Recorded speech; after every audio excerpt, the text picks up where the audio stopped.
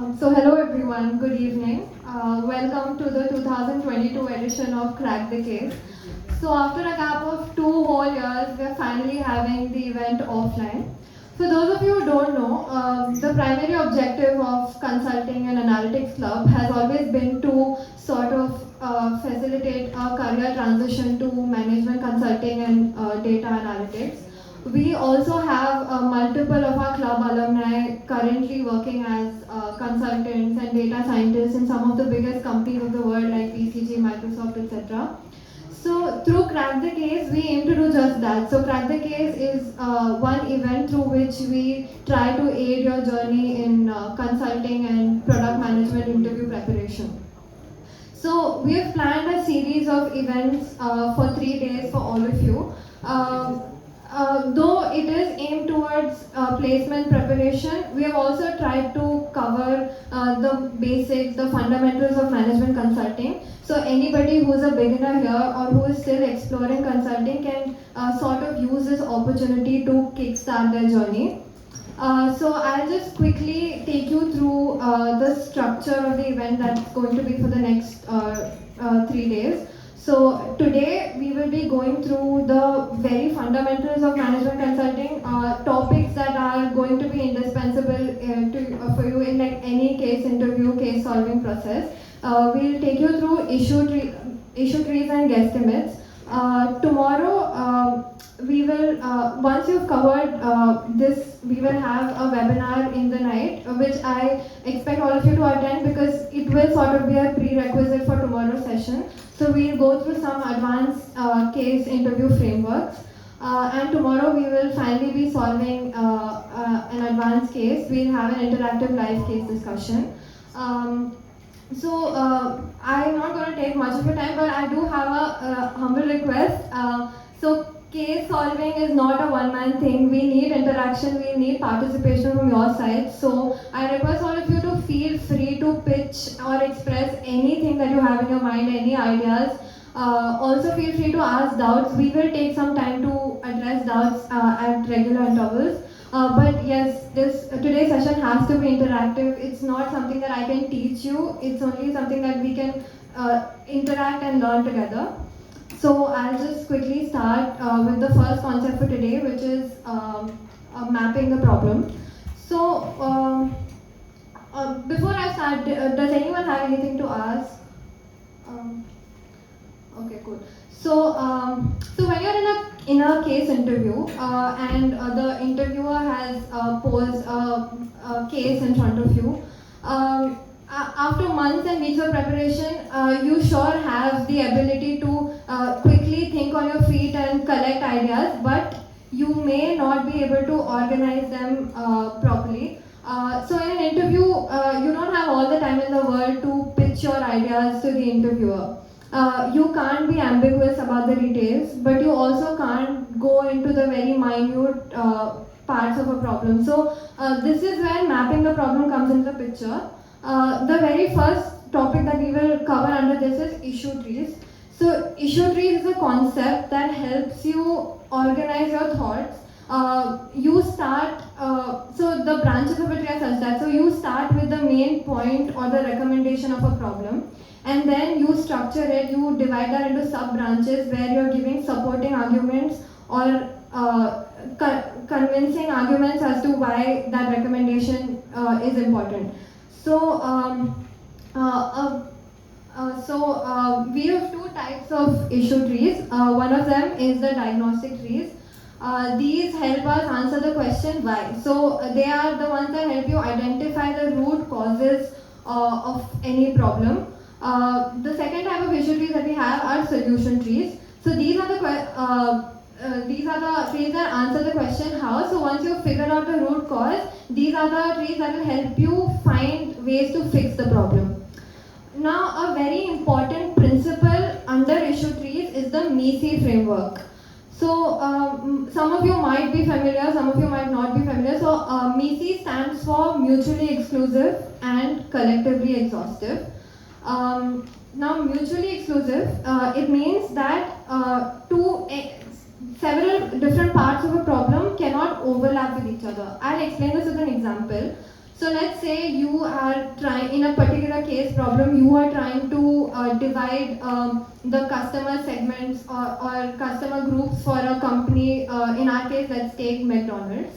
So, okay, does anyone want to volunteer and tell me in this case what would a MECE division be in customer groups for McDonald's? Anybody? Okay, I'll give you an example. So let's say that I say that the customers for McDonald's consists of school-going students and teenagers. Do you think this is a mutually exclusive set? It's not, right. So this is not a mutually exclusive set. On the other hand, if I were to say that the customer groups for McDonald's is a set of people under 18 and above 18 years of age. So this is what I mean by mutually exclusive, and similarly collectively exhaustive means that all the different components that you have created add up to the bigger group that we are talking about. So this is the MECE framework. Now this is just a 5-step process as to how you should approach any problem. So basically, you start with a well-defined problem, and once you've identified it, you move, as I said, diagnostic trees. You move to understanding the root causes of the problem and structure that in an efficient manner. That's where you use issue trees. So you start with the main point or recommendation. Then you further sub-branch that into supporting arguments for that recommendation. And once you have done that, once you have structured it, you recommend your solutions after a thorough analysis. I'll just summarize what I just said in 3 parts. The 3 principles that will help you use issue trees effectively. First thing, divide and conquer. So start with finding the root cause of the problem and divide that into sub-problems. And for this, obviously use the MECE approach. Because if you overlap components of a problem, you're going to have redundant or repetitive data which is useless, or if you sometimes you might miss out on important points. The next thing is to lay down a structure. So once you have identified the root cause, lay down a structure, use MECE again for this. At every subsequent layer, add mini MECE layers. And finally, this process needs to be continued at every step until you've solved the problem. So this was it. I mean, this is it about issue trees. We'll just look at a case now. So this is the problem statement that we have. Paramount Plus has recently updated its streaming app to include an intelligent recommender feature. However, this feature is facing low adoption among its subscribers, and we have been asked to find out the reasons why. The very first step to any case problem is asking clarifying questions. I would like to encourage you guys to come up and tell me if you have any, when you looked at this problem statement, did you have any clarifying questions in mind? Anybody? And please, guys, as I said, we need to make this interactive, so anything. I mean, there's not enough data in this problem. I'm sure there's lots of things missing. You might have questions, so feel free to ask anything.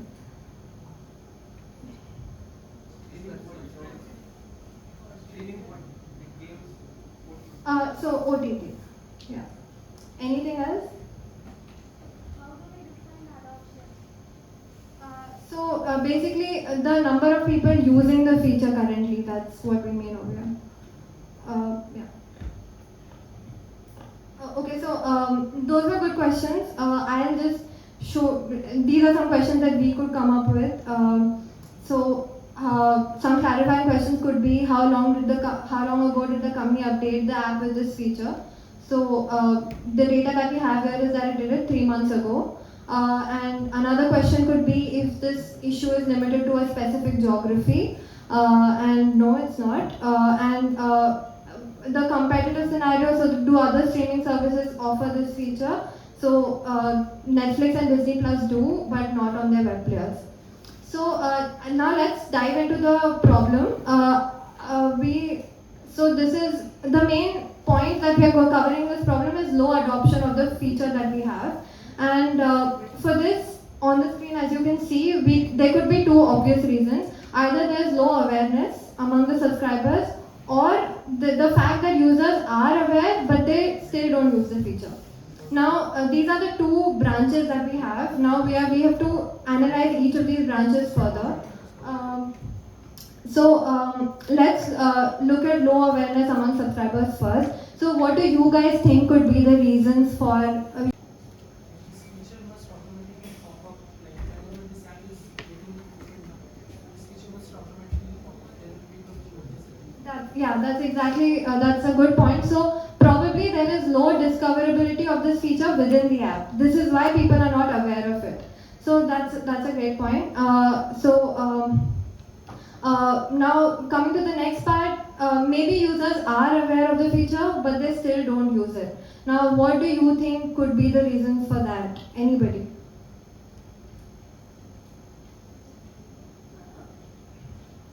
So you yes, tell me. Maybe the recommendation feature is not that user specific. Can you elaborate? It is not catering to my particular interests. That's a great point. Anything else? Not easy to use. Good one. Yeah, that's true. We've basically covered everything. So users being aware but still not using the feature could primarily be because of two reasons. The fact that users have not tried the feature yet, or the fact that they've tried but still not decided to use it. So I'll just so as somebody already said, users not trying the feature yet could mainly be because they think that the feature is not of use to them, or as somebody already said, it's not catering to any needs of the subscriber. And users trying it but still not using the feature could be because it's hard to understand or hard to use, or the feature is not working properly, it's not developed enough. So this is basically how you use issue trees. Now, but once you have all of this planned out, there's a very structured idea of the problem in your mind, and now you can move forward to the next step of the problem, and then finally proposing a recommendation or a solution. So this is why issue trees are important. One major example, or maybe an application of issue trees you would see, is in a profitability framework. For those who are familiar, great. For those who are not, we'll be covering this under Krack the Case in one of the sessions. So this is how you use issue trees. These are the ways you map a problem. This is the very first step in a case solving process, and it is one of the most important steps. That's it from my side. I'm only taking one example. Because we have Guesstimates next. We have Advaith, who is the consulting head at Consulting and Analytics Club, and he will be taking you through Guesstimates. We have tried to keep the introduction short and cover more examples because you learn by practice. And we've tried to take up examples that are of industry level, that have been actually asked in previous year interviews of MBBs or Big Four firms. So again, requesting you all to be interactive and participate in the discussion. Over to you, Advaith. Thank you.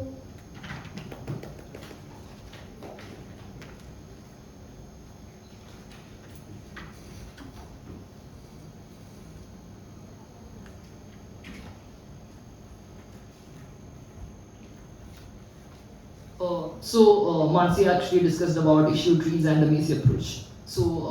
I'm making a statement. Issue trees are the bread and butter in a consultant's life. Do you agree? Yeah. Similarly, guesstimates are an integral part of case interviews. Not just case interviews, because they have grown and adapted into a broader and overarching level. They are now commonly asked in any types of interviews, whether it ranges from software companies or even consulting companies. So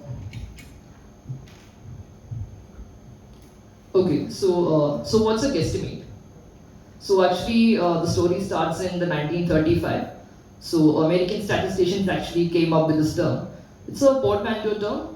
Basically it means guess and estimate. So it's basically an educated guess. Actually the guesstimate aims to test the candidate's quantitative as well as qualitative skills. and also their ability to think on their feet. So, like I use my favorite word. So, guesstimate is basically a combination of conjecture as well as calculation. So I hope by the end of the session we would understand what exactly a guesstimate is, how you can use guesstimates in a practical context, what are the advantages and scope of guesstimates, as well as we will look at some industry grade guesstimate questions. So as you can see, guesstimates are an essential part of your critical thinking process, because as you get the problem, you think it and you find the solution. Now I actually have a question for you. Do you think there is a difference between a hypothesis and a guesstimate?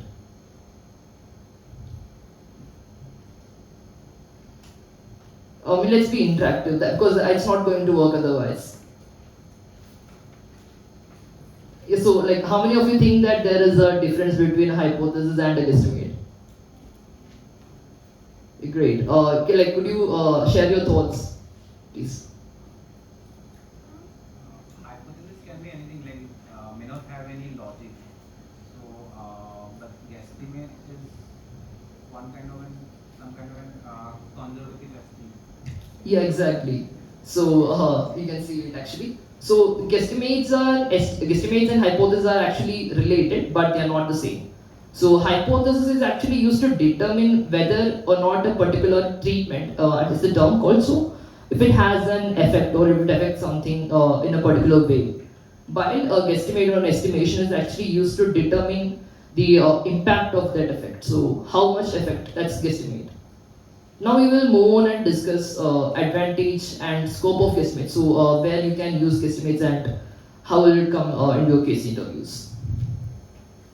Yeah. So the first thing is it is actually used quite a lot for testing the candidate's skills, as you mentioned. So it actually tests the analytical power as well as the numerical skills of the candidate. So moreover, it actually gives an idea about how you understand, the very ground level, how you understand the problem, as well as how will you approach the problem. So it actually quantifies your ability to approach the problem. The second thing is rough validation of data. So the very reason guesstimates were introduced in the 1930s was that there was a lot of data, and back then there was no tools to statistically determine whether a particular data or a particular process will be feasible or not.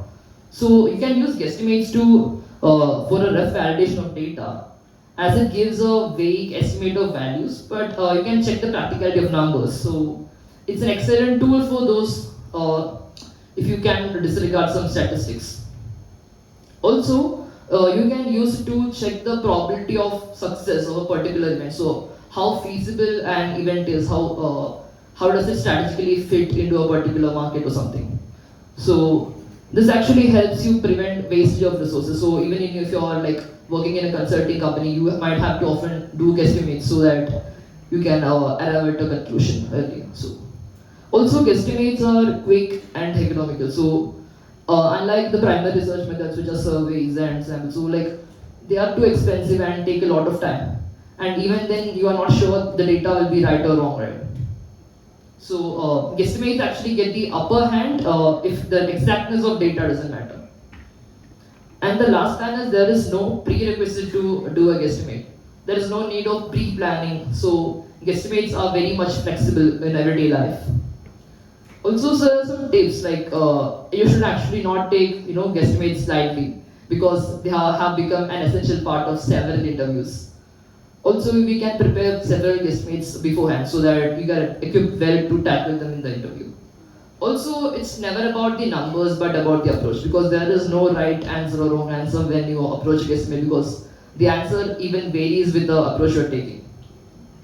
So that brings me to the important tip, so that you should think out loud. So you should let the interviewer know what you're thinking, what is your process, what is the process. So just walk him through the thought process.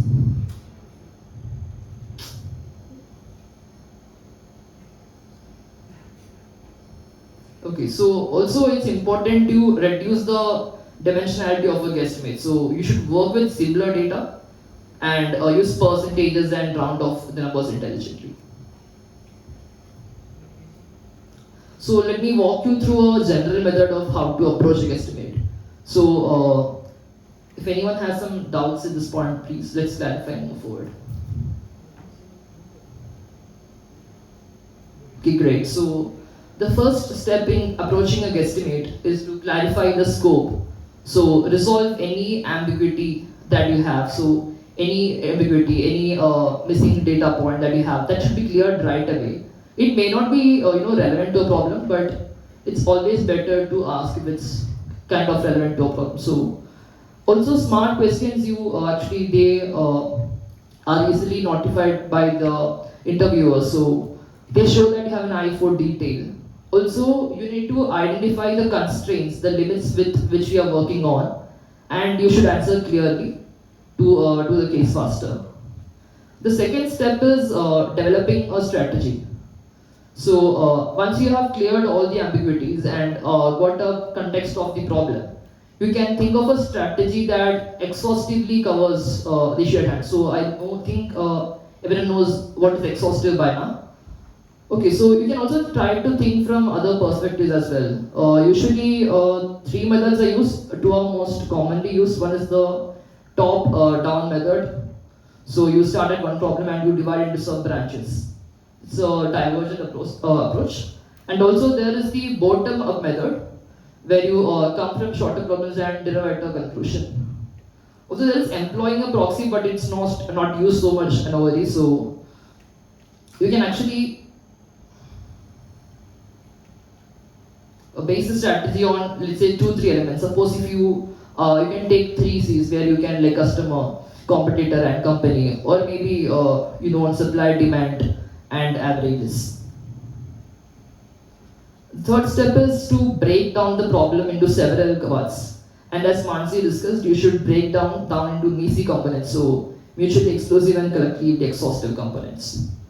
Also, you can split them based on following factors like demographics, population, split of income, rural-urban split, age split, gender split. So that would actually help you to easily derive a conclusion. And at last, it's important to verify. After you have found a solution, it's important to verify if that actually right or wrong. So does it make any practical sense to you? So you can actually estimate each way separately and multiply them to give the overall estimate.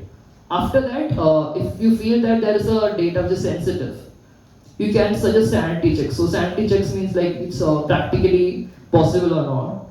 So you'll be doing that while solving an example. So and also making sure that your answer is realistic shows that you are methodical in your approach. Do you have any doubts until now? Cool. So the first question is to estimate the market size of sofas in India. So like I know you guys have some clarifying questions, but like these are some of them listed, but do you think of anything else? Yeah, and also this is a market sizing problem which is commonly used by MPPs and especially BCG in like most of their interviews. So could you like interact and let's give some clarifying questions other than this? These are very commonly asked. So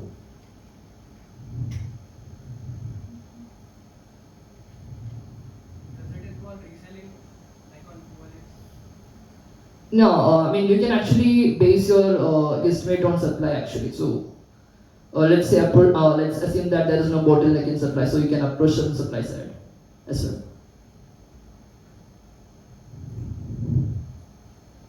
So these are the considerations for the clarifying questions. So does the market size refer to value or volume? So in this case, it's better to consider the value of sofas in here.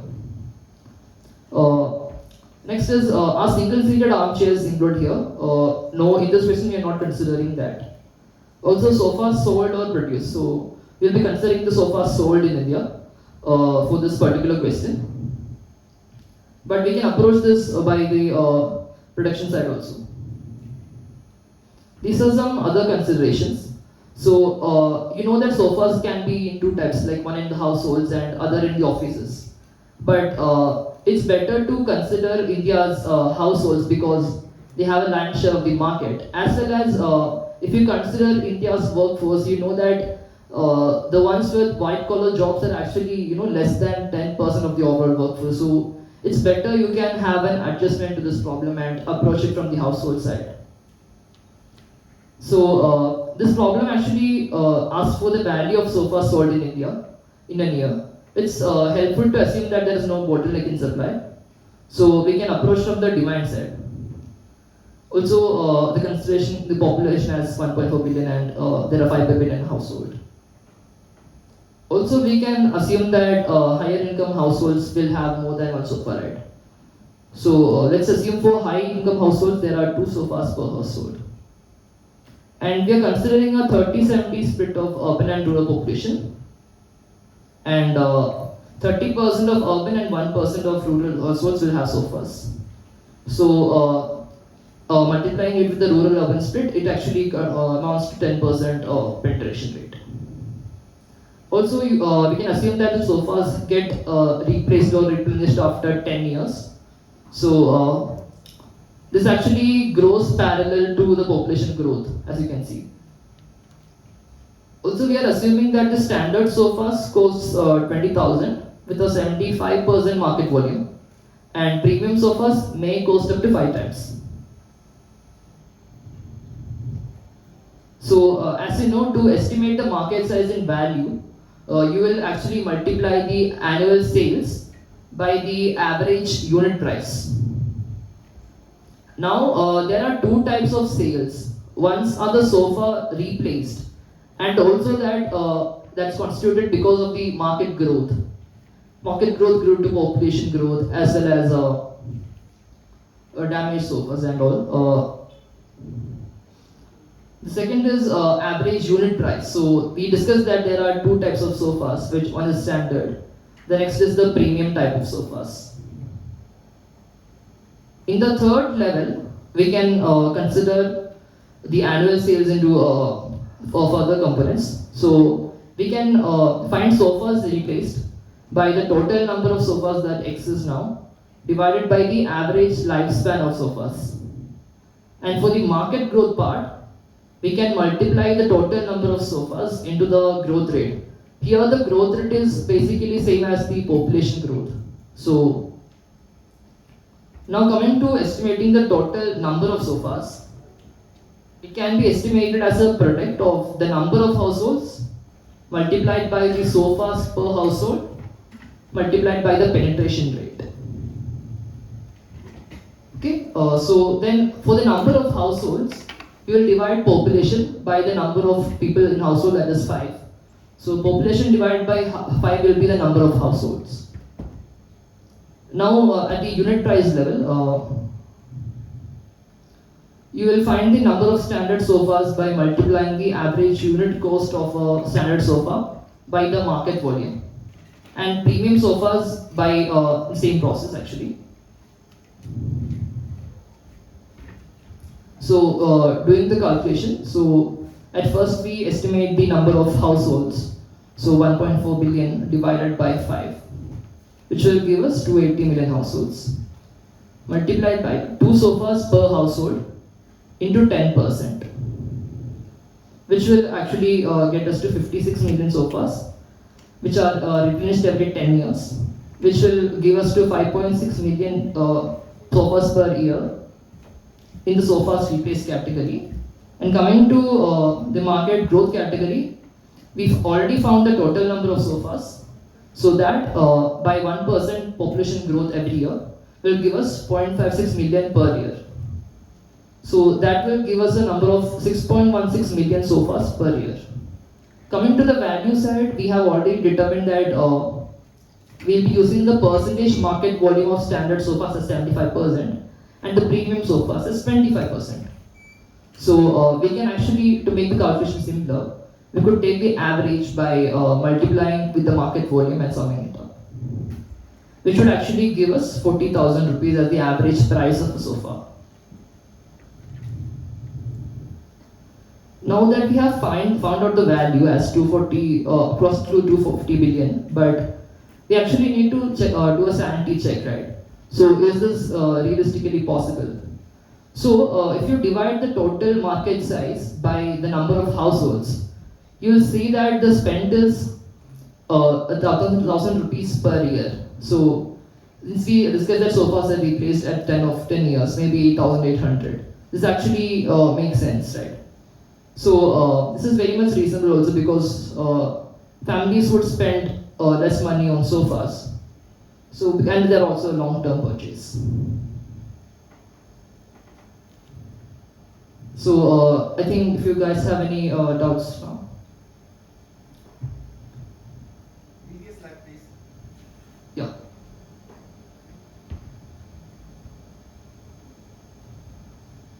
In the annual sales part, you are adding sofas replaced Oh, plus market growth. yeah. So market growth, it is per year, right? Yes. How does it work actually? I didn't get it. I mean, So market growth in the sense is mainly due to the population growth, right? So there are sofas that get replaced as well as sofas that are added. So sofas that are added makes into the market growth category. So in the market growth, you can find how many sofas are increasing per year by finding the total number of sofas that exist multiplied by the growth rate of sofas. So that will be the new number of sofas added per year, right? So that's how you can find the growth component.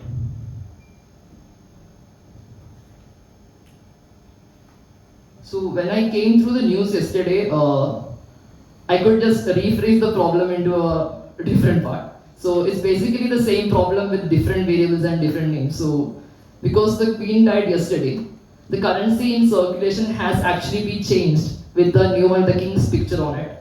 So if you estimate the number of additional notes that are printed daily to meet the requirement, you'll actually follow a similar approach for this. Also, currency circulation guesstimates are usually asked in the interviews. It's basically just to complicate the approach. It's basically estimating like we did for the market size.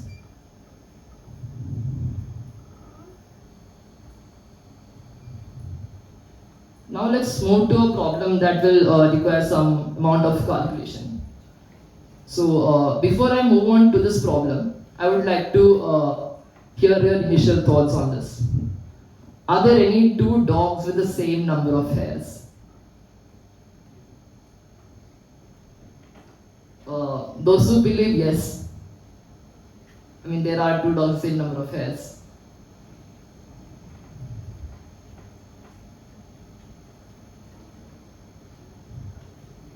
Great. Yeah. So, but the first thing that you should actually ask the interviewer is, what size? Are we considering the entire world, or a particular set of dogs, or maybe a set of random dogs? So that's what you should ask first. So that's the clarifying question for this. So which set are we taking? In this case, we'll be taking the entire world, so the entire canine population. Now, this problem can be approached using the pigeonhole principle and the birthday paradox. So, pigeonhole principle, we all have learned it in discrete mathematics in the first semester. So, that basically states that if, let's say, as per the image, if there are 10 pigeons and 9 pigeonholes, then at least one pigeonhole will have 2 pigeons. So that's what the pigeonhole principle states. And this is the birthday paradox. So it states that if you, this is just a generalization. So if there is a room consisting of 23 people, there is a 50% chance of having at least 2 people with the same birthday. And if it's a room of 75, there is a 99.9% chance that at least 2 people are have a matching birthday. So, do you believe this is true? I might just be tricking you also. Yeah. Questions, same birthday means same year as well. No, the date. The date. That's the date, right? Yeah, the date. So how many of you believe that this can actually be true?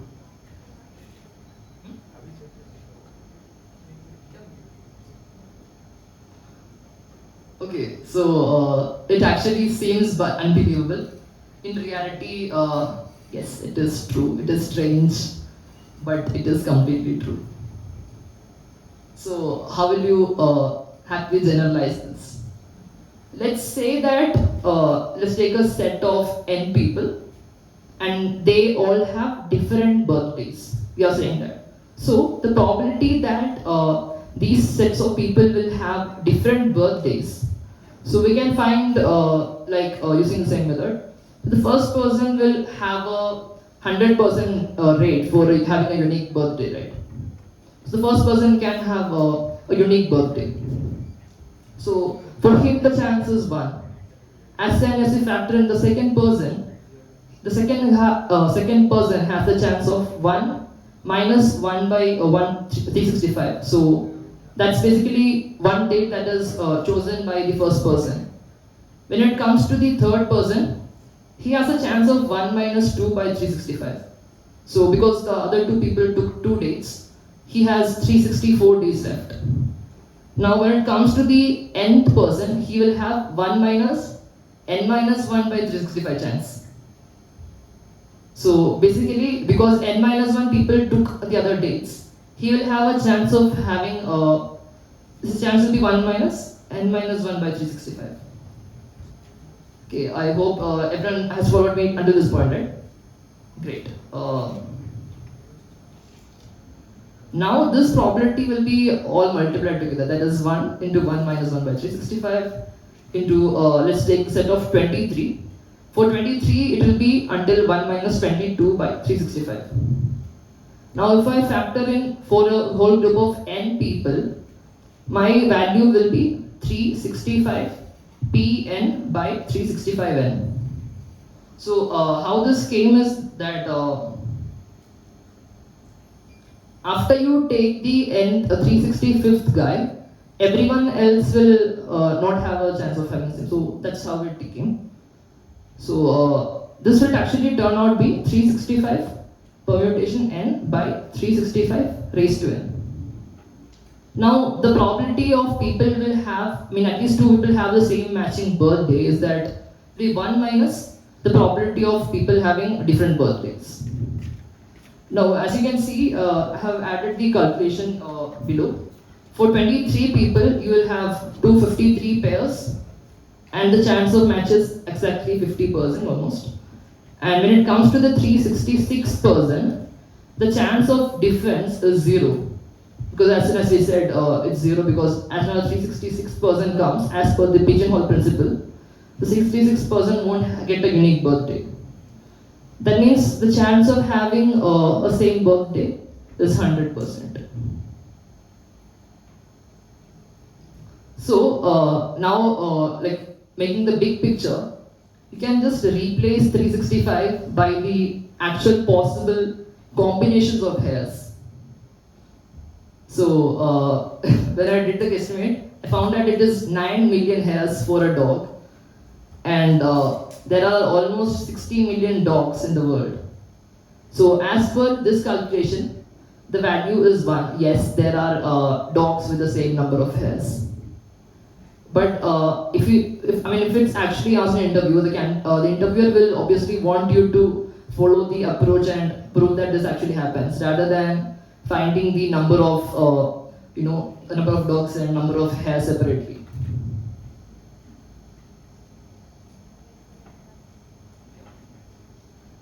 So this is the third question. I won't be giving the solution, so we'll all be discussing this together. Okay, let's have the clarifying questions, please.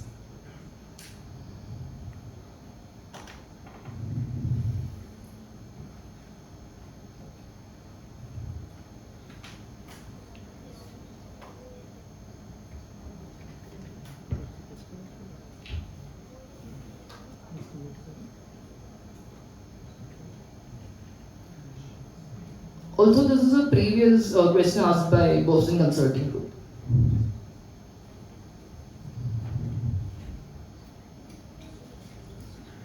on, guys. Like, what's the first thing that comes to your mind? Specific?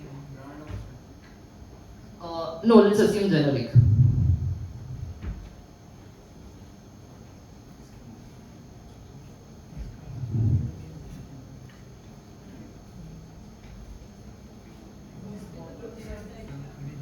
Size of a shampoo. Yeah, so hotel size basically means that if you would stay in a hotel, you would that you would leave in at least 2 days. So assume that the shampoo gets replaced every 2 days. So let's say it's up to 25 milliliter.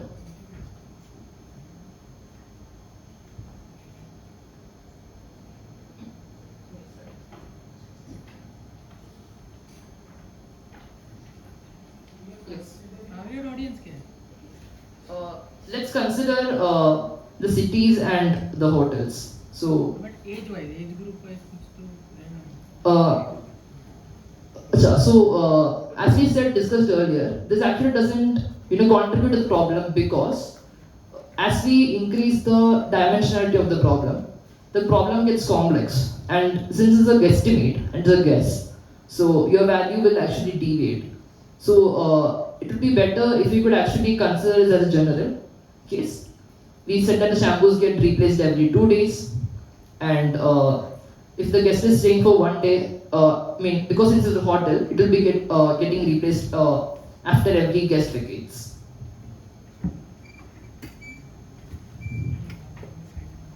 So we don't need to consider gender-wise distribution actually, or any age also.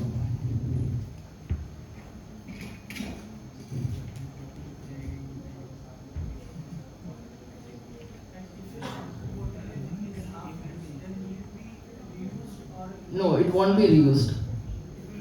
Yeah, it will be discarded. Actually, LEK used the same problem and asked the candidates to calculate the wastage also.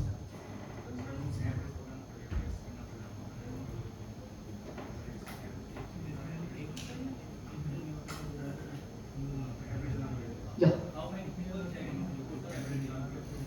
We can actually divide into 3 classes. Let's say individual, a couple, and also a family. Let's say if they're checking into a family room, they will get the bottles as per the amount of people.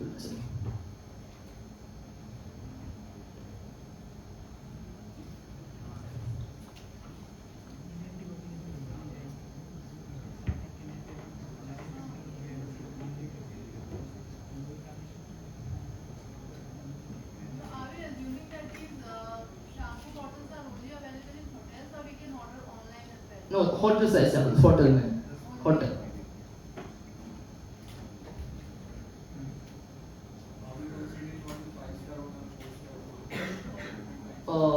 Let's consider, let's do this by taking the number of cities and averaging out the number of hotels.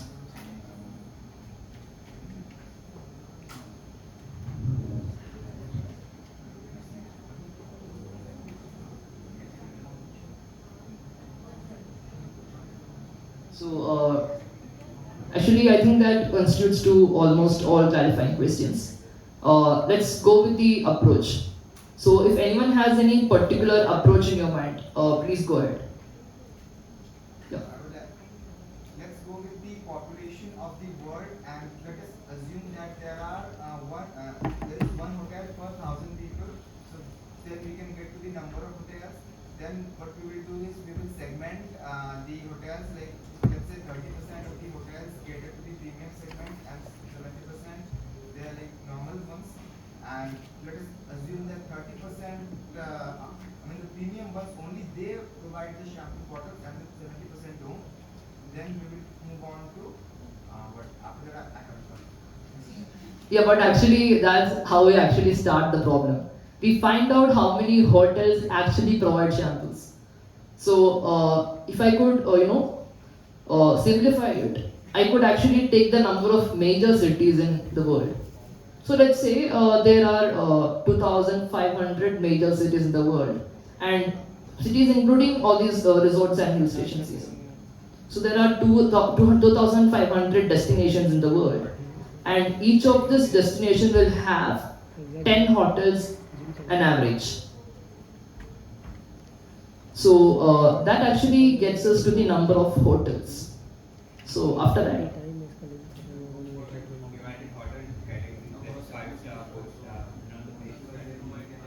yeah, so but we already found out the number of hotels, so it's already assumed that these hotels will provide shampoos. Number of people visiting that hotel. Yeah, exactly. You can consider the occupancy. So let's actually not split into seasons. Instead, we can proceed with simplified approach. Let's adjust it. Let's assume that if a hotel remains vacant for 25% of time. Okay, so like some hotels are popular for its like winter climate, right? So let's take a hill station. The hill station will be hugely populated only for 25% of the time. For the rest 75%, it won't be populated. So if you assume that 25% time, it will have a occupancy of 100%, and for the rest 75% of the time, let's say if it has an occupancy of 50%, we can move that with that approach actually. So that gives us to 3 by 8 plus 0.25. That's it is 87.5 will be the occupancy of that.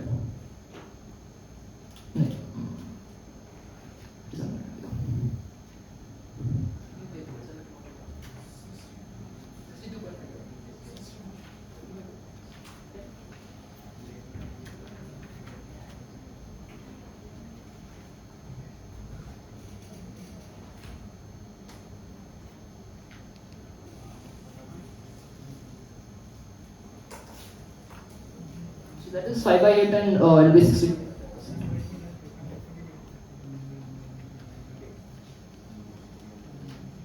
So we are considering a total of 2,500 cities, and each city will have 10 hotels in average. So 25,000 hotels, yeah. And each hotel remains occupied for 62.5%. So that's the occupancy rate.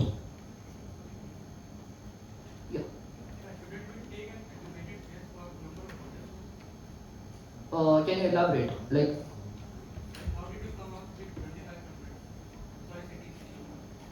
yeah. So I mean, it's like actually you take the number of population of India is 1.4 billion.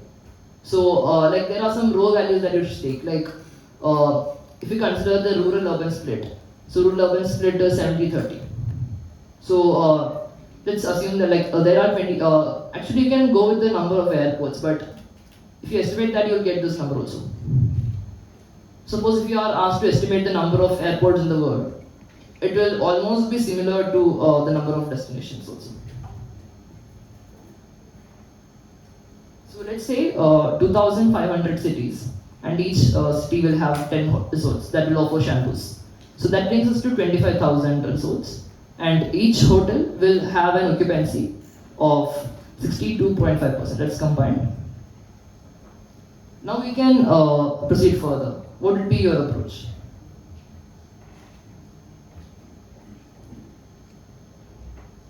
Because we have come down to the number of hotels and how much days it will remain occupied in a year.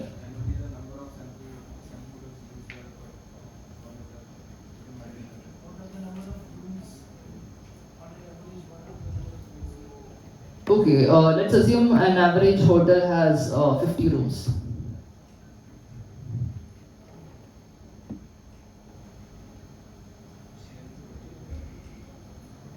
Now the next thing you can do is, divide these rooms into three categories. Let's say 30% of the rooms are reserved for the single rooms. Then another 30 or maybe higher, even higher. So let's say another 40% are suite rooms. So that will be occupying 2 people. And the rest 30 are for families. So we can actually proceed that way. So single rooms are 30%, suite rooms are 40%, and family rooms are another 30%. Now for single rooms and double rooms, let's say on an average, a guest vacates every 2 days. I hope we can assume that, right? Okay, cool. So if we assume that the guest vacates every 2 days, and we are giving one bottle of shampoo for double suite rooms as well as single rooms. So that's one bottle for 2 days. That's 0.5 bottle per day. And for the family rooms, you would have to provide double because there are 4 people. So let's assume. For those, you have to provide one bottle per day. So that's it. Actually, we solved the problem. We just need to find the value now.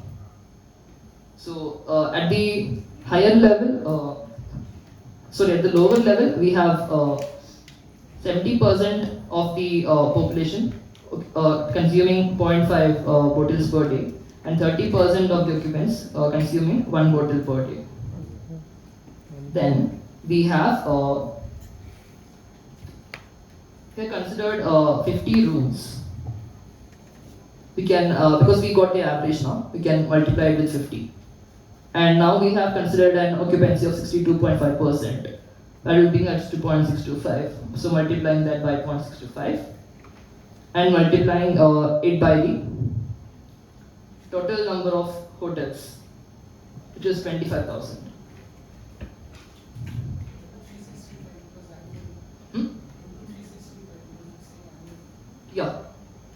Yeah, obviously, yeah. So we got per day, you can multiply by 365 to get for the year, yeah.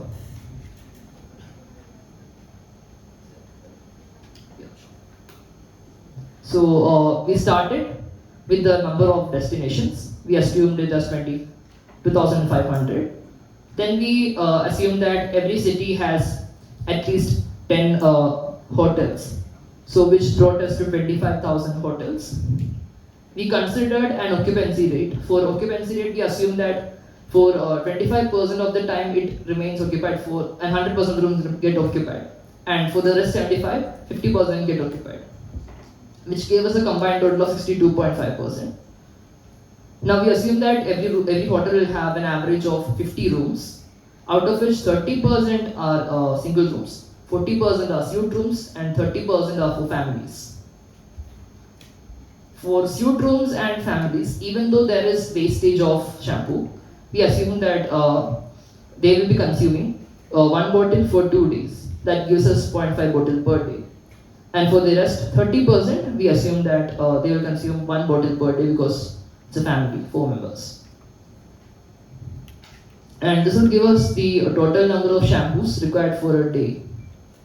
So if you multiply this by 365, you will get the value of amount of shampoo bottles, hotel size shampoo bottles that are sold annually all over the world.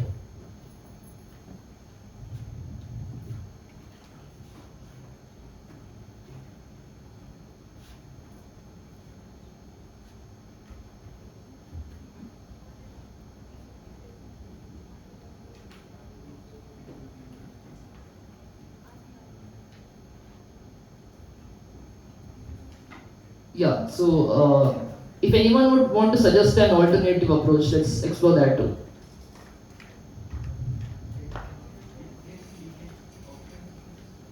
Yes, actually, yeah, we can do that also. Yeah, I mean, you can assume that for weekends it will be 100% occupied, and for weekdays it will be a slightly lower level. So that can actually be factored in with the occupancy.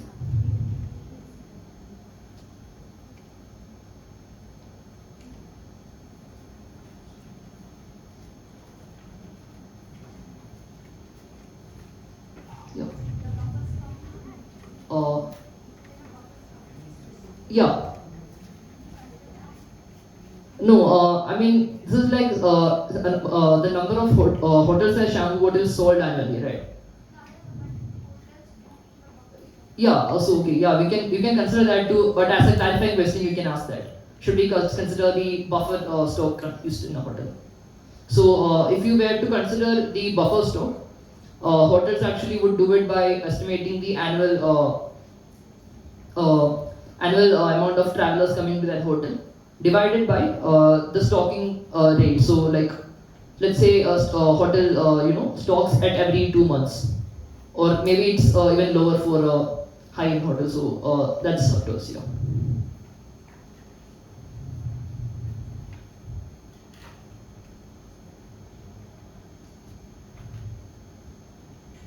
So do you think this could be approached from any other way as well?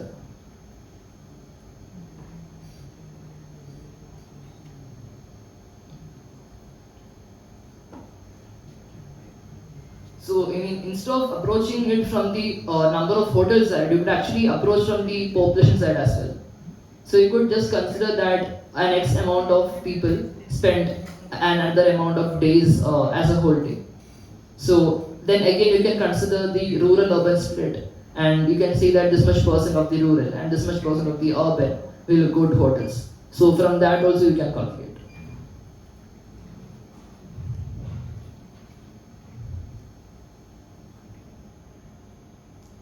So to conclude, guesstimates are indeed an integral part of any case interview, and we will actually use this in practical context during our future sessions. So I hope you'll attend all these. Like there's actually a late night consulting session which will start at 11 p.m. tonight. You can attend it online, and we'll have an advanced case discussion tomorrow at 6:30 p.m. Yeah. So we'll discuss one more guesstimate as well. Cool. I guess we know the importance of MECE by now. That is mostly because like as a consultant or as anyone who is giving an interview, you need to show structure also to people. So if at all there is an overlap in any two categories, then you tend to overcalculate or undercalculate. So that is why MECE is important, alright? I guess we can do one guesstimate on as to how many people on an average smoke cigarette in India. If there's anyone uncomfortable with that, please tell me already. Okay. So first we'll start with clarifying questions only. Now for clarifying questions also, one thing which they mentioned was the 3C framework. So what 3C actually means is that you understand the client, then the competitor, and then the company. So let's say if you are solving any case, so keep this in mind that you need to be clear about the client, the company, and the competitors, and the product also. So in this case, it might not be that relevant, but let's say if I was to give a question that there is an oil company which is facing a loss in revenues. So for a company, you can ask questions like where is the company located out of, how exactly does the company function, where does it lie in the value chain. Then coming to product, you can ask like what and all products do they have? Do they have just one kind of oil, or do they deal in petrol, other fuels also? For competitors, you can ask like, is the problem specific only to our company or to other companies also? Similarly, you can go ahead. So that will keep a structure in your brain also, and then you can convey that to the interviewer too. So yeah, for the cigarette question, what do you think can be the clarifying questions?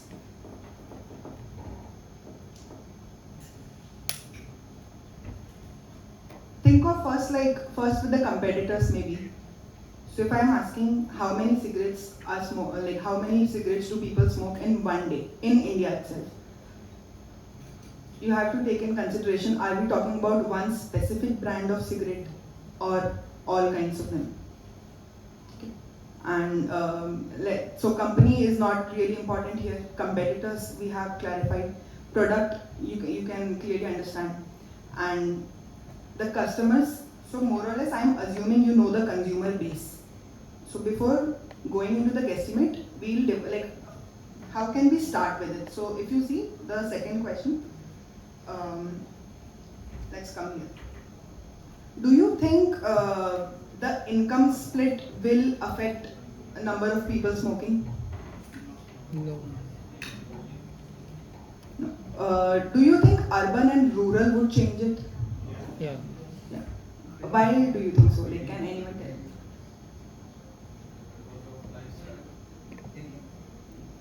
Yeah, one could be lifestyle. There could be another reason.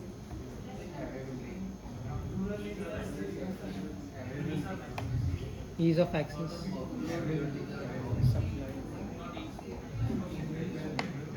Yeah, that could be one thing because in rural areas mostly people smoke BD and all. In urban areas people prefer cigarettes. And yeah, one of you talked about stress levels. So I'm not really sure how that's relevant. I don't smoke.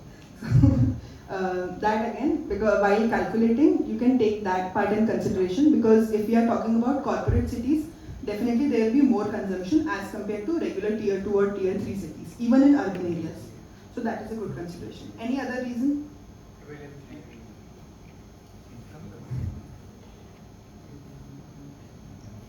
We could talk about electric cigarettes also, but I guess that will be way more complicated. Do you think gender would affect it?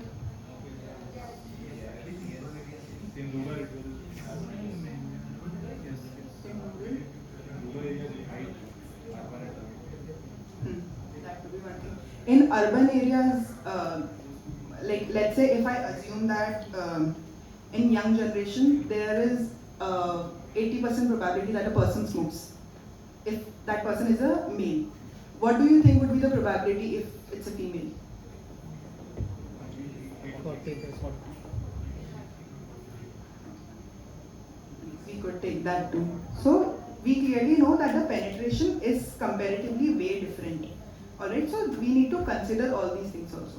So let's say, what is the population of India? 1.25. 1.4 billion. First of all, we take 1.4 billion. Then we split it in rural and urban. Okay? Rural wala split is kitna? 70%. Even for future references, try to take easier percentages like 70, 30, 60, 40, 20, 80. Do not go in points and everything because that just makes your calculation harder. Okay? So let's just ignore rural for now. Okay? We'll come at urban. In urban, let's say it's 30%. So what do you think is the split between men and women?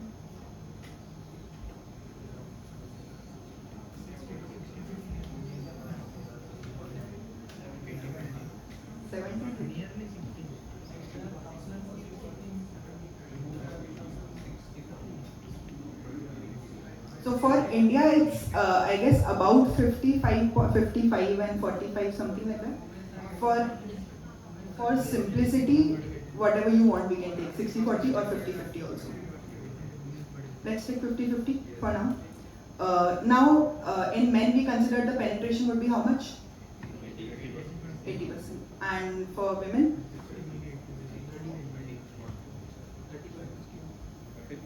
So yeah, we could go for 30%.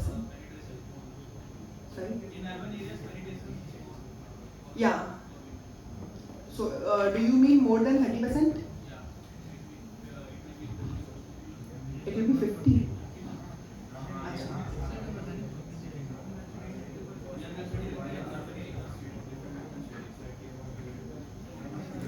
That could again be a good thing because like we can do two things here.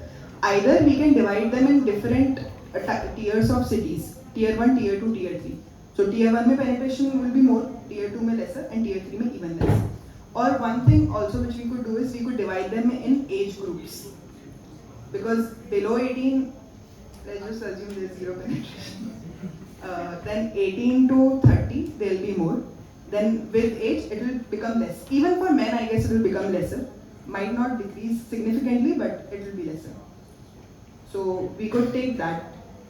We can divide women into working women and non-working women. I think probability of working women smoking is much more higher. Yeah, that too makes sense.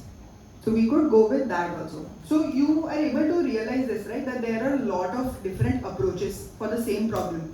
In the end, the numbers should come nearly same. Okay, the magnitude should be same. We also, for future references, because we always get confused in billions and millions. So try to take it in terms of 10 to the power. Okay, so it will be easier for calculations also, and in the end you can just cut off the percentages and find the final value. Cool. So, so let's say we come to number of people who smoke. What do you think is another factor which would count in? Yeah, two things. So how many people smoke, and then what are the other alternatives? Okay, so let's say, how many cigarettes do you smoke in one day? So what do you think should be the average number of cigarettes a person smokes in one day?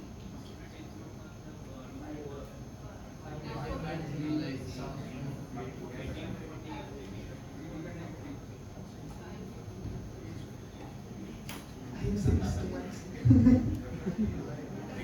Two.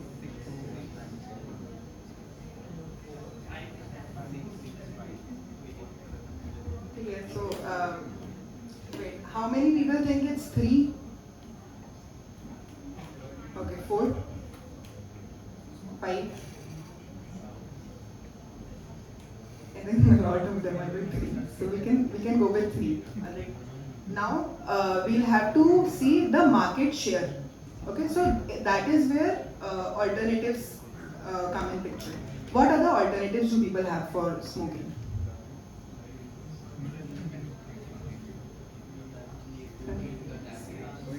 Sorry?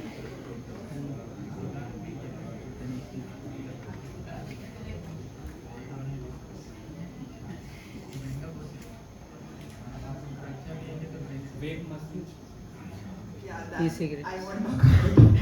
So yeah, there's vape, electrical cigarettes. Since we are not considering rural as of now, so we'll not take BD in picture. The very rich people who smoke cigars. I don't know about that. So yeah, you can take those alternatives. I think the share of cigarettes in that would be about 80%.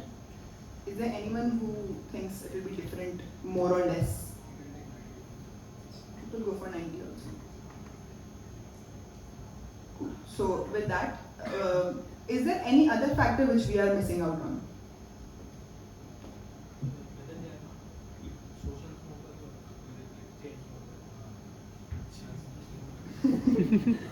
Yeah, that could also be one thing.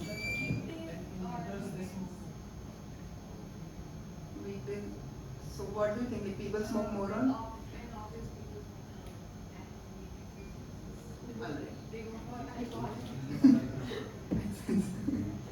So yeah, like if you want to increase complexity, you can keep going further and further. But what we have to try is कि we can find major groups. Exact number तो नहीं पता चलेगा. So that is one thing. So whichever you find is more relevant to the case, just go with that approach. Alright. And as you said, so if we are going with the weekday weekend approach, so we can go for penetration, and then we can divide the overall number by 7 कि per day इतना हो जाएगा. And if we are going for that approach, so we can divide people into how many of them would be chain smokers or how many of them would be social smokers. And then we can take average number of cigarettes they would smoke, and then we can accordingly divide the number. Yeah, that seems more or less right. Is there anyone who's willing to just summarize the approach? You could go with any alternative whichever you liked.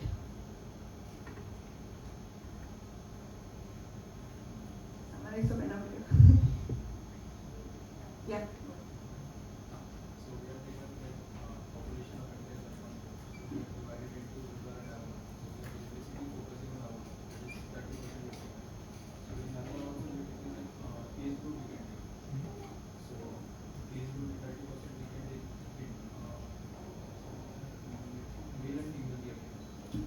Male and female, then we are divided into number of tiers of the city. So tier 1, tier 2,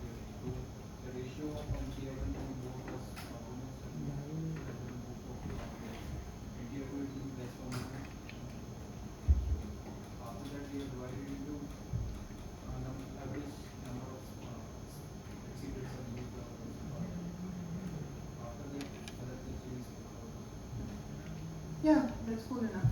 Can we have a round of applause?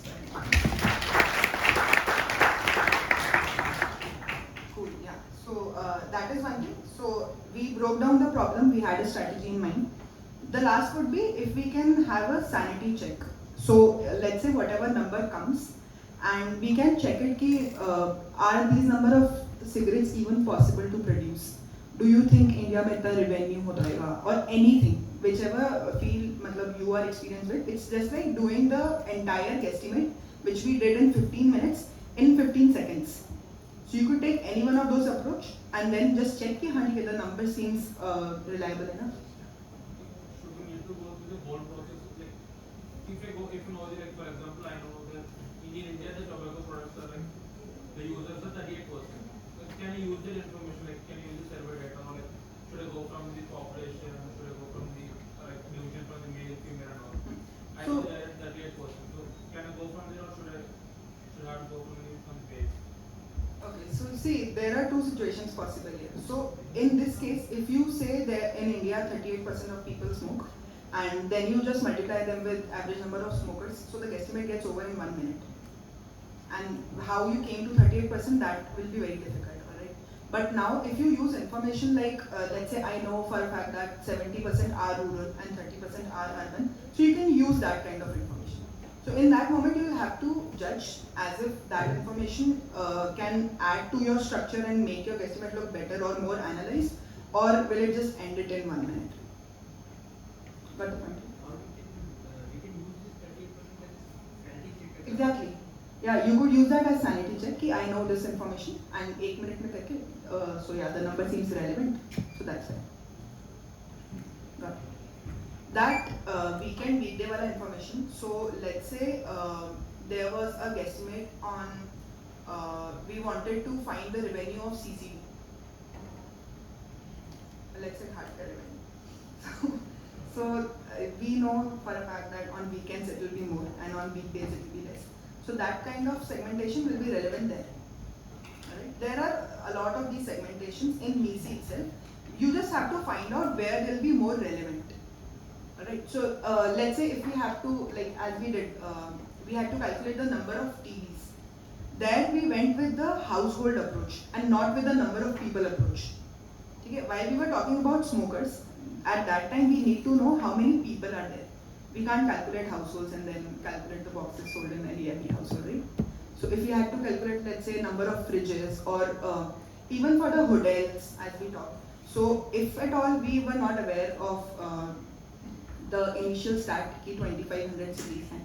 So we could have gone with something like, let's say if we are considering India only, so 1.4 billion is the population, then there is urban split and then there is rural split. In that also, let's say just go for urban. So in urban, there are lower middle class people, there are upper middle class people, there are extremely rich people, and then there is below poverty line people. So in that, you can take the penetration of how many people go on trips. So in below poverty line, we can assume that there is nobody who goes on trips to, let's say, hill stations or anything like that. Then we could go ki lower middle class mein, there will be 10% people or 20% people who go nearby. In upper middle class, it will be safe to assume that at least 60 or 70% of the people at least go on one annual trip. And then there in upper middle class, you can take a lot of people. Like you can almost take 100% penetration. Let's say if I had to calculate revenue of a specific hotel in Manali. So in that also, we can have different considerations. Like let's say if there are upper class people, from that number, there will be, I guess, 10% people who would go to Manali, 90% would go to Switzerland. So you can take such considerations also. You have to put in your information, and if let's say you are confused about it, you can ask the interviewer, ki, do you think it is a safe assumption? Can I go with that number? And if it seems not if it seems unreliable, then the interviewer itself will prompt you. Is there any other guesstimate which you would want to do?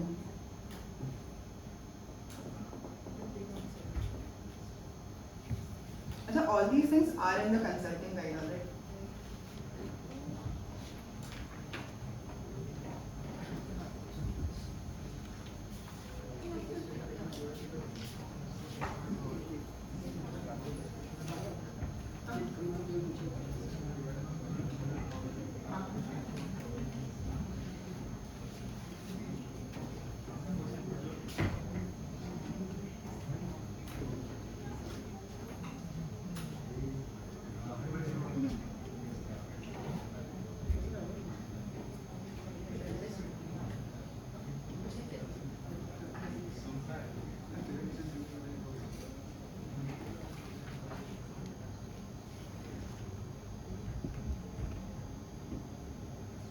Is there anyone from MTech here?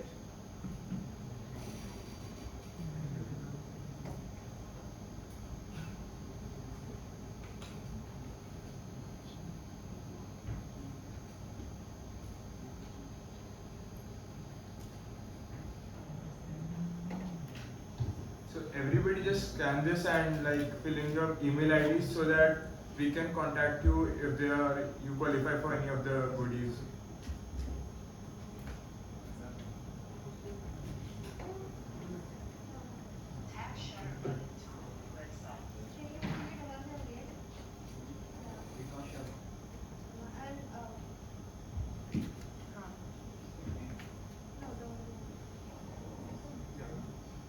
Just state your name. Freedom Ghosh.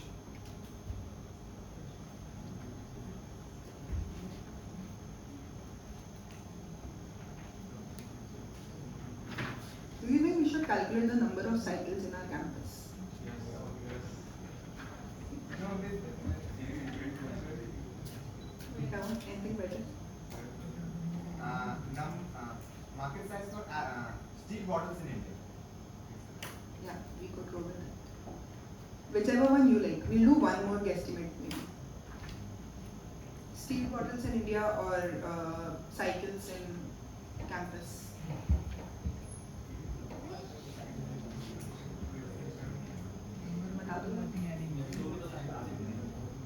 Okay. How many with cycles in campus? Steel bottles in India? We'll do it tomorrow. ठीक है. What do you think? मतलब ठीक है. Let's go with preliminary questions for number of cycles.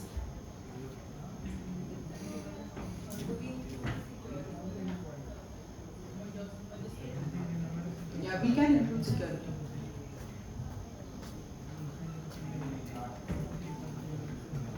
Any more questions as to calculating? Cycles which are rated or not being used, like they are not The discarded cycles. We will come to them.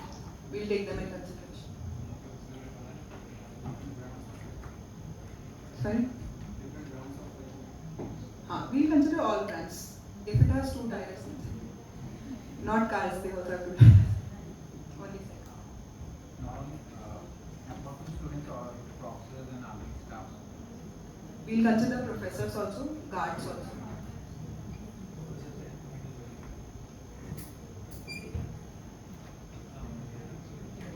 Any other preliminary question before we go into the strategy?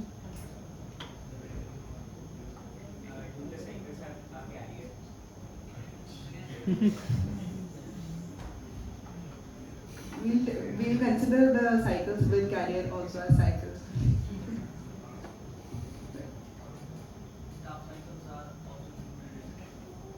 Guards, professors, even professors' kids.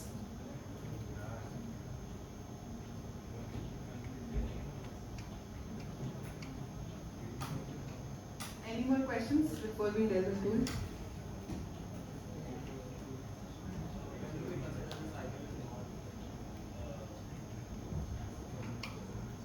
Discarded cycles.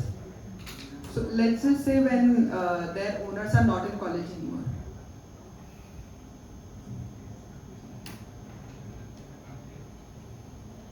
Anything else? Cool. So we'll start. Is there anyone who has any strategy or the starting in their mind?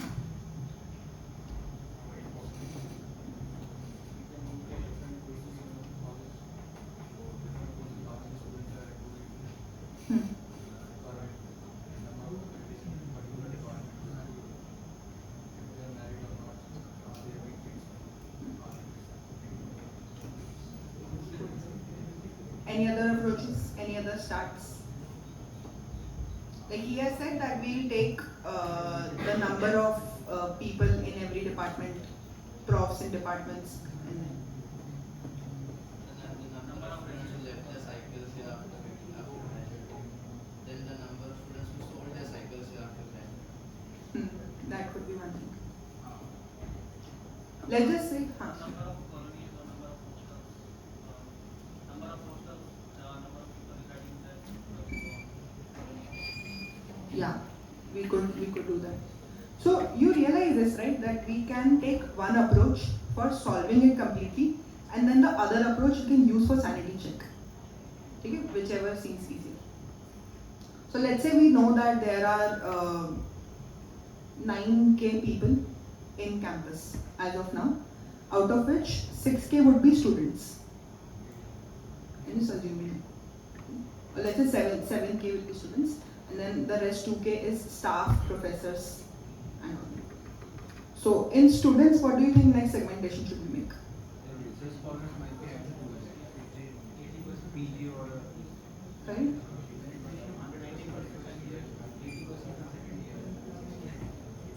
Yeah, that seems great.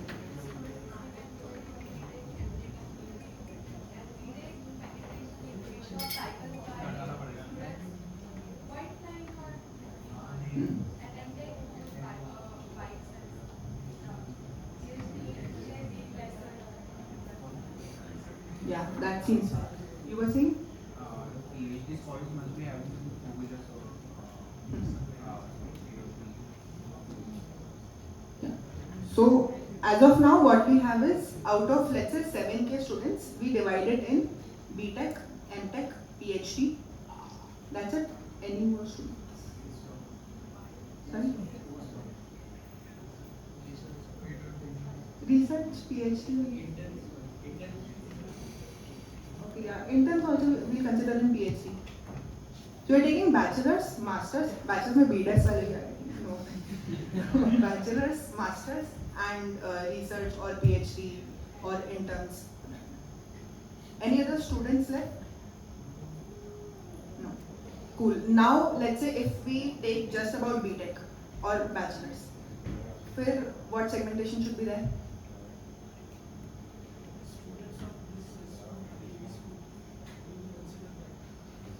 अच्छा हाँ, students of KV school could also be another.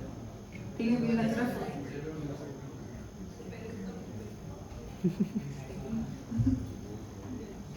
Yeah, the professors used to have cycles, and those we are considering.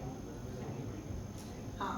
See that's one thing. If we are considering cycles in professors' houses only, then and if we consider the KV wala cycles also, then it does not become MECE. So we'll keep that. Yeah, security guard we'll consider later. First we are just now if okay. It is a bit difficult to make the image in your brain. So first we had 9K people, then we segmented it as 2K staff, guards, professors, everyone. Then 7K was students. In students also we first came to BTech, and then MTech, then whatever research people are there. Now in BTech we are talking. Okay? We didn't even come to MTech as of now. So in BTech, do you think we should make year-wise segmentation? Okay. So in first year, what do you think what would be the penetration? 90%.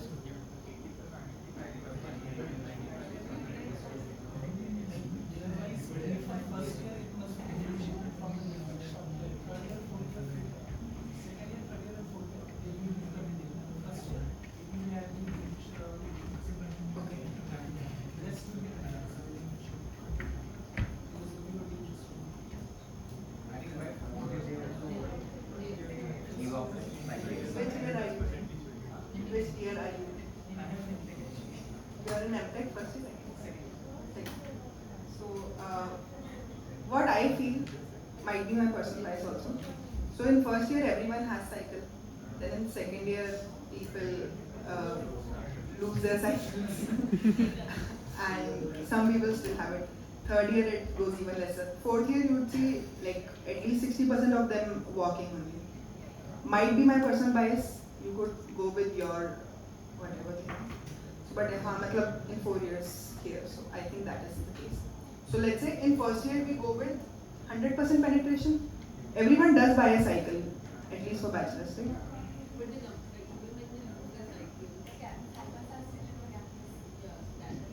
See, that is one thing. So you could take this as even if people's cycles are getting stolen, they are somewhere in the campus only. Alright, so that could either go in discarded cycles, or you could make again 3 categories. People who we know, like the owner is matched to the cycle, the owner is not matched to the cycle, and then owner is not in the campus itself. So these 3 categories. So yeah, like for year wise, I would have maybe gone for first year would have 100% penetration, then next year would have 80% penetration. Out of the 20%, either the cycle is lost, which is again, it is still in campus, or they maybe sold it, or it vanished in the air, something like that. Then in third year it will be lesser, fourth year it will be lesser. Here, one more thing comes, there are people who buy cycles also in second, third and fourth year. That will be a smaller number only, so it is up to you if you want to take that in consideration or not. And you can also ask this to the interviewer, if we should take that. This makes sense? Now for masters, what do you think would be the penetration for first year? 100%? Everyone buys. Cool. And in second year?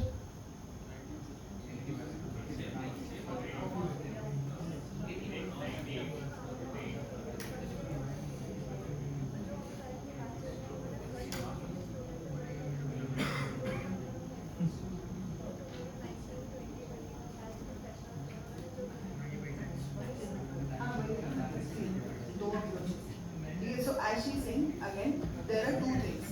Either I just take the working cycles first, and then I count the discarded cycles, the stolen cycles all together. Or I can just take कि इतने cycles थे, first year, second year, third year, fourth year, इतने cycles आए हैं तो कहीं ना कहीं तो campus में हैं. Both of these things you can do. That is up to you. And there are cycle rentals also. Cycle rentals, what do you think will be a number? Like, how many cycles will be? Yeah, like if it is very less, then you can ignore it. But if you think it is a good number, then we can take that into consideration. Cool, yeah. So we considered MTech. Now for PhD and research interns, I feel they don't really buy cycles, they have their own vehicles. Married and unmarried. Yeah.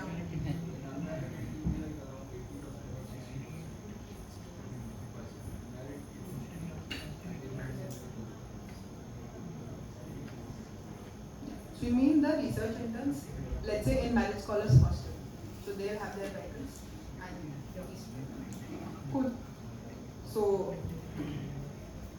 yeah, it's like the opposite. So marriage scholars will have lesser penetration in cycles as compared to other motor vehicles, and other people living in other student hostels, they'll have more penetration in number of cycles. Cool. How about professors? Like, let's say, how many professors would there be in our campus? Say for every 5 students, there is one. 1 is to 10, 1 is to 10. 1 is to 10, 1 is to 10. Cool. So if we consider 1:10 ratio, then there should be 700 professors. How do we know that ratio? Not For this institute, this is the ratio of Achha. Cool. So let's say we go with 700 professors, or let's say if I didn't know that ratio, then I would have gone ki how many departments are there in our campus?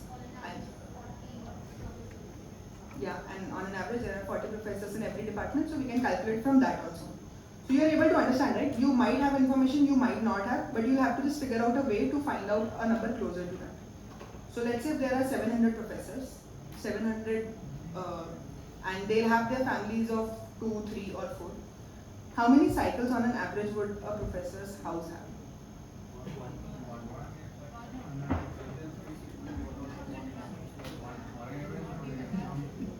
Yeah, again, one seems fair. If you think there should be 2 cycles also for the kids or anything like that, then you can go for a further segmentation in that.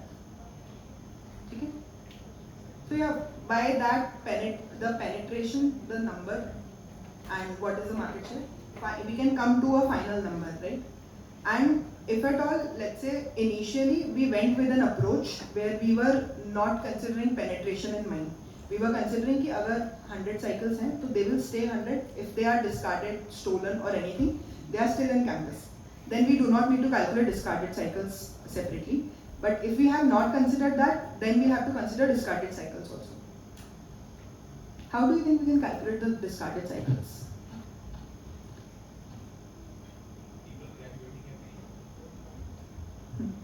How many years would you consider for that case?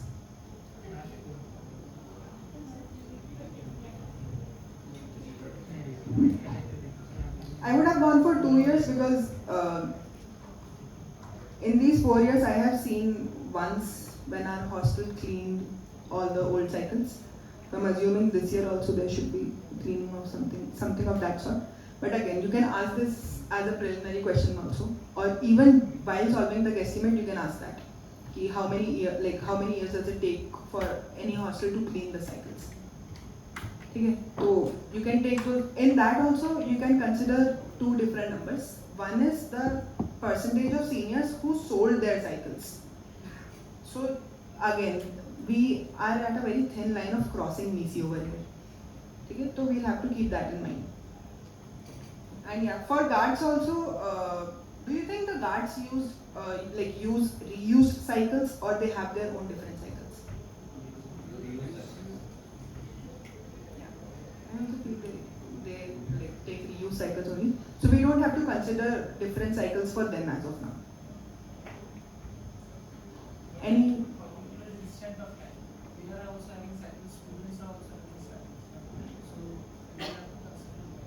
See, here you'll have to keep this in mind. Like if they are using reused cycles, then those cycles were sold by 5th or 6th yearites.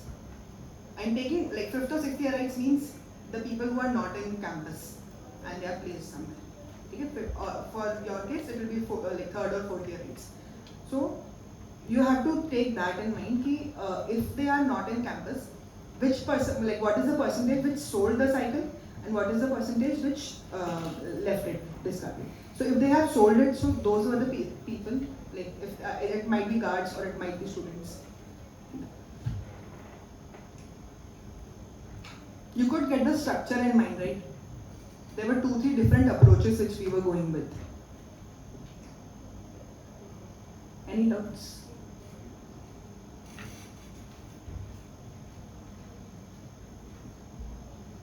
Cool. So can anyone summarize what are the 4 steps for solving any guesstimate?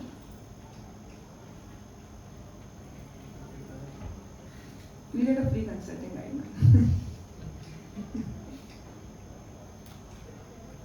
Anyone? The 4 steps. Like first we will ask what are the questions, clarify questions we will ask. And after that we will say like we just start with the estimate by doing the strategy. Yeah. And after that we will go levels by levels.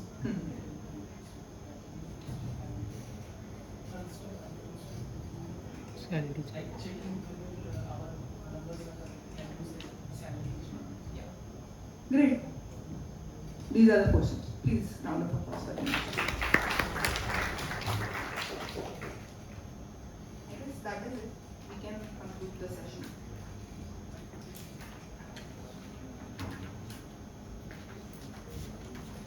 Thank you so much, Dee. So for those of you who don't know, Tanvi was the ex-consulting head at our club. So thank you so much guys for coming in today. Tomorrow, as I already mentioned, we'll be solving a live case. And for that, I request you all to attend the session at 11 today where we'll be looking at case interview frameworks. And tomorrow we'll also be releasing the consulting guide officially at the end of the event. We have some printed copies here.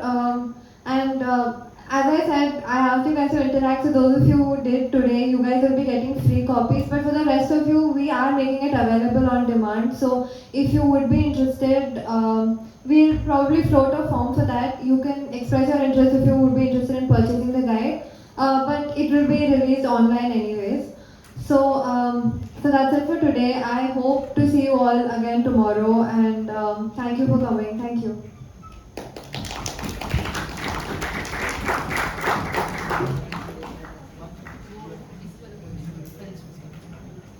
Also, we have a session for final year students, 4th year at 9:30, which will be hosted by BCG. It will be a session on resume CV building for consulting profiles. So do attend that session, all the final year students who are over here right now.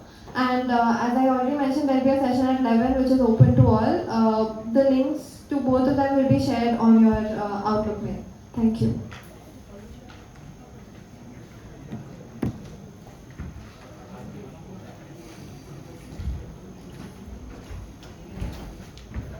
Anyone who has not filled this form, please fill it because like there are less number of responses. So if you are eligible for the free guide, we would not be able to contact you if you have not filled the form.